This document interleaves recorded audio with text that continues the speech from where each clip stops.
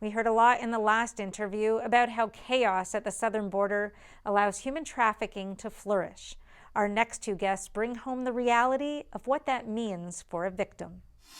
We have with us two women who work directly with rescued victims of trafficking, particularly younger ones. Andi Buerger is the founder and chair of the international nonprofit Voices Against Trafficking. She's also the founder of Beula's Place, a home for homeless teens to lead them away from sexual exploitation. And Alma Tucker, a former investigative officer for the Child Protection Unit with the Mexican Consulate in San Diego. She's also the founder of International Network of Hearts, based in San Diego and Tijuana, Mexico. And she runs 3 group homes for young adult survivors of human trafficking. Thank you both so much for coming today. Thank you, Cindy, for having us. Andi, unfortunately, you can tell us firsthand what it's like to be a victim of sex trafficking. Can you start us off by sharing a little bit of your story with us and really what goes inside a child's head who's in that situation? Well, before there was a term called human trafficking, I was trafficked by all immediate and several extended family members from the ages of 6 months to 17 years old. And so by the time I was 5, all I wanted to do was be free, to not be hurt, to not be touched anymore. And that wasn't going to be possible. You know, in the early 60s and 70s, they didn't have a place for kids to run to. Nobody even talked about child abuse really back in those days. So I decided I would take my own life at 5, because my birth mother told me that she could kill me anytime she wanted. And so I went to the curb of my house and I waited for a car to be coming by fast enough, because I felt like, you know, if I'm dead, then at least I'll be at peace and nobody can touch me and they can't hurt me anymore. And clearly that didn't work. You know, I felt like in my life, God interceded, in other people's lives, it's something else. But on that day, I felt like I did have a purpose. And I just had to live long enough to be able to find it. But it wasn't easy. I was beaten. I was locked up. I was taken places I didn't want to go, to be with people I didn't want to be with, have them touch me or abuse me. And so by the age of 17, the last time my birth mother tried to kill me, I was 17. And the only thing my birth father did was actually pull her off of me before she snapped my neck. So it was a really horrible childhood, but I think to your point about kids, they just want the suffering to stop. They want to believe that somebody will love them, because really all I wanted was to love and be loved. And that was not happening, especially with people that should be the ones who love you, right? The mom, the dad, the family. We have this idea that parents should always love their kids, you know, and that kids, you know, should always love their parents, but that doesn't necessarily happen. So in familial trafficking, it's harder because the bloodline protects the predators to a greater extent than maybe someone who is not part of the family. Wow, a truly shocking story. Alma, you're dealing with this issue on both sides of the border. What can you tell us about who ends up a victim of trafficking by the gangs and cartels? Well, it's different scenarios in the Mexican side and US side. But in Mexico, usually it's somebody that knows everything about you, have control on you, sometimes mom, dad, step brother or stepmom, father. I mean, somebody closer to you.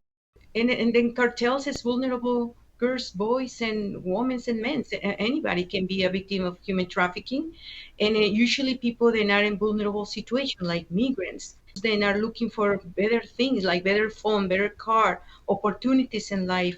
And who's not looking for better opportunities in life? We all want something better, either looking for love, looking for better position, financially talking.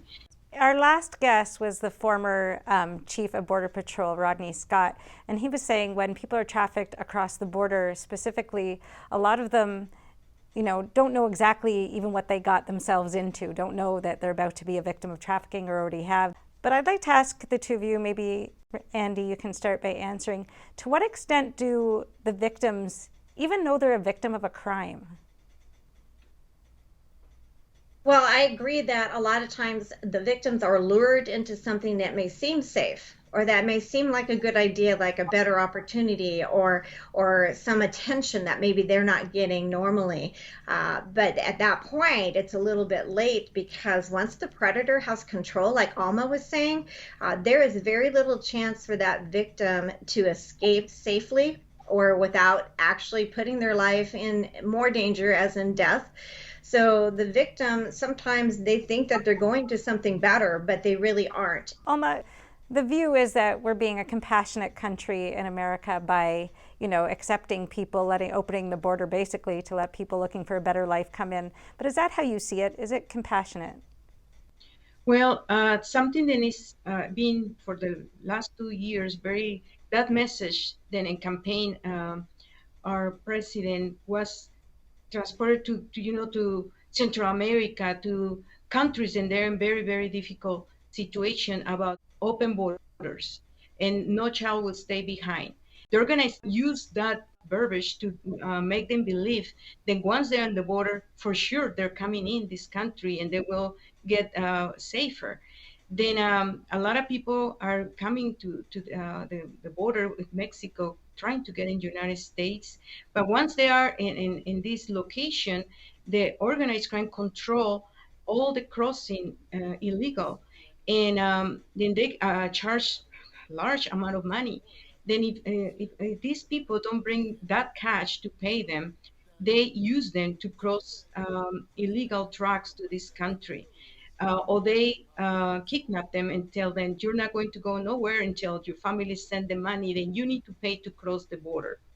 Then we've been seeing very difficult situations. They're living in before in camps that now in Tijuana doesn't exist anymore. The camps, the authorities were able to send them to proper shelters, but they're stuck. I mean, it's no appointments for them, but it's a lot of need and a lot of vulnerability. To this point, we were able to help two kids, one from Honduras, one from Guatemala, 7, 9 year old, and they were in exposed in situation. Then you're not going to believe. I mean, the mom has to work in nights to support her son, one of them, and while he was gone, he was sexual assault, and the mother was forced also to sex. The damage that they are caused to these children is a lot. I mean, they take the most important part that is their childhood. Some of them can come with a lot of traumas. Then it's necessary to have shelters like the ones that we have to help them in different ways, medical, psychiatric, psychological, make them feel comfortable, safe, and little by little, hopefully, retrograde into society in a healthy way. Andi, what does it take to get a child like that through, I guess, PTSD and the trauma of that experience?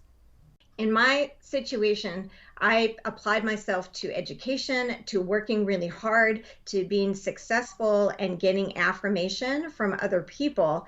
And that was how I kind of hid my pain. I didn't really know I had PTSD. I had a lot of what people might call eccentricities. I wouldn't go into public bathrooms with women, or I wouldn't go, to certain places, anything that would remind me of things that had happened to me. And so I had to work really hard at controlling my life and the situation around.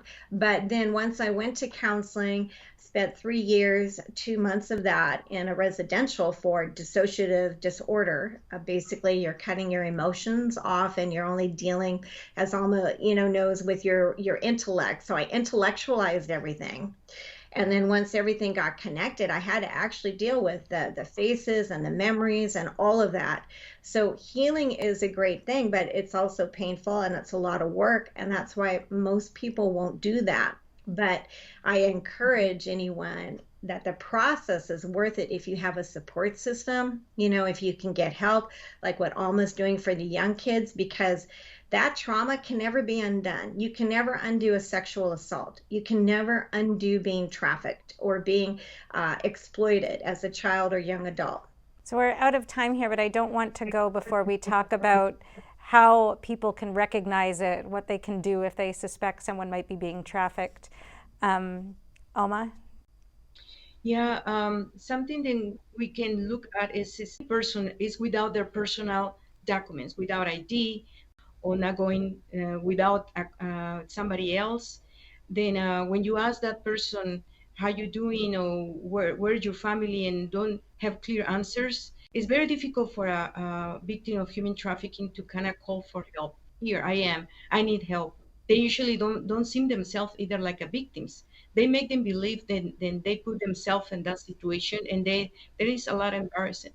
Then yeah, look for signs like if they have marks on the face and they have addiction to drugs, depression. All those can be symptoms of something is going on. Thank you. Thank you so much. On the screen is a list of helplines and hotlines where people can reach out for help if you're a victim yourself or you know someone who might be. If you're watching online, you'll find that same list in the description below. Be sure to watch the entire episode, now available at epochtv.com, a new completely censorship-free premium subscription platform. Brought to you by the Epoch Times. See you there.